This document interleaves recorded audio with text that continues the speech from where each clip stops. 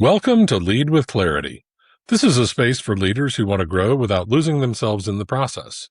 Each episode is a short reflection on leadership, influence, and the inner work that shapes how we show up for others. It's not hype, not noise, just clear thinking for the journey of leading well. Today's episode is entitled The Room You're In, Not the Answers You Have. Here we go. I want to start with a meeting, not a specific one, just the kind you've probably sat in. Everybody nods. Nobody pushes back. The plan sails through without a single hard question. And walking out, there's this quiet, satisfying feeling that the meeting went well. That feeling is worth being suspicious of. Michael Dell put it simply. Try never to be the smartest person in the room. And if you are, invite smarter people or find a different room.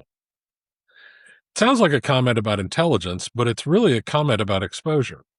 The room you spend your time in sets the ceiling on how you think, whether you notice it happening or not. If you're always the most experienced person, always the one with the final word, you stop encountering ideas that challenge you. Not because people are hiding them, because there's no one left in the room to raise them. Here's where a lot of capable leaders misread this. They think the fix is confidence, that if they just sound sure enough or hire people who agree with their instincts, the organization will move faster.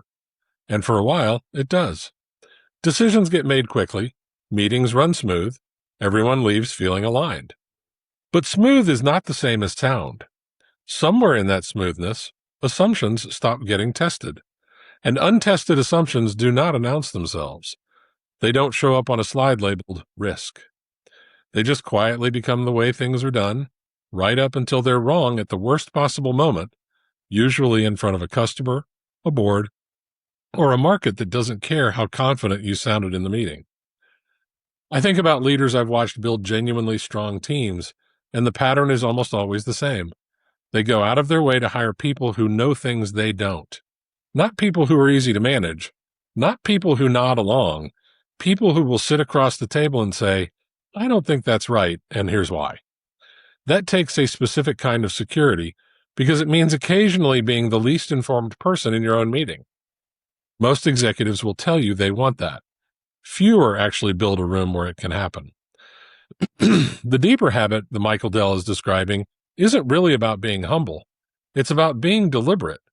It means looking at who's actually in the room before a big decision gets made and asking honestly whether anyone in it is positioned to catch what you would miss. If the answer is no, that's not a people problem to solve later. That's a gap in your decision-making, right now, whether or not it's ever caused a visible mistake yet. This matters a little differently today than it did a decade ago, and it's worth naming why. It's easier than ever to feel like the smartest person in any room because you can open a tool and get a fast, confident, well-organized answer to almost anything in seconds on any topic. That confidence can be genuinely useful. It can save hours of work. But a tool agreeing with your framing is not the same as a person willing to tell you that your framing is wrong.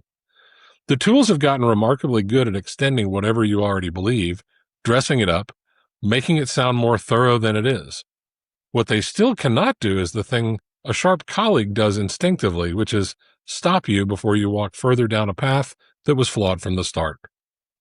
So the practical question is not whether you're smart enough, or whether the answer in front of you sounds right.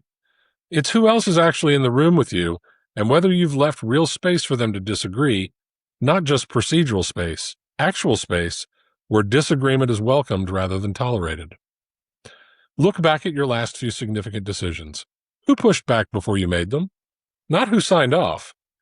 Who genuinely disagreed out loud in a way that changed something? If the honest answer is no one, that's not a compliment to your judgment.